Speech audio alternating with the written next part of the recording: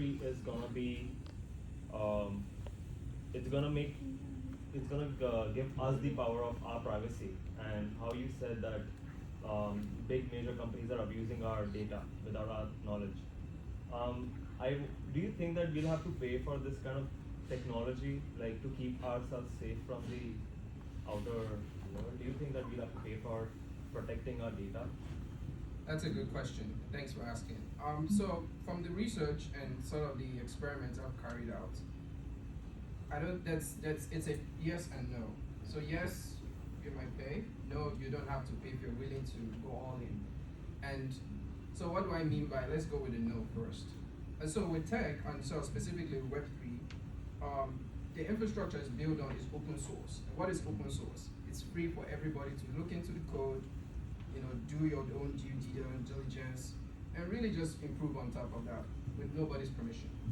But the other side, which I said yes, is these same protocols can be managed by companies. And so effectively you are giving them the authority. And remember I mentioned that to effectively just help you. Hey, I trust you, just like your brother or your sister. Well, I don't know if you trust your brother or sister with your money, right? But if you trust somebody like, oh, you know what, manage this identity or this pool of data for me, and then I will pay you for all that. So I hope that answers the question. Yes, that. Any other one? Go ahead. Yeah, so we were talking about like the stages of the web from Web 1.0 to 3.0. My question to you would be like, you were talking about being able to follow the trends.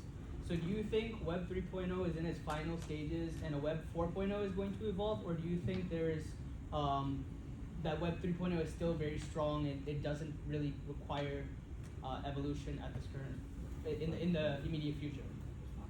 Good question again. So if you see here in the icons just on the screen, you can see like a lot of it is related to financial data, finance. So with every new technology, kind of finance goes first, the financial rails get built out, then social rails get built out.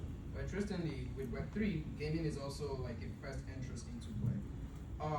I wouldn't bet on humans because we're very innovative, and so Web 4.0 maybe is not far from us, but I'll still say Web3 is still very early. The reason being is, like we said, with every bleeding tech, there's so many things that has not been, put into bed. We talked about regulation, we talked about interoperability, we talked about scalability. So those things or those sort of nuances are not fully baked out yet as compared to Web 2.0. So we're already tired of that, right?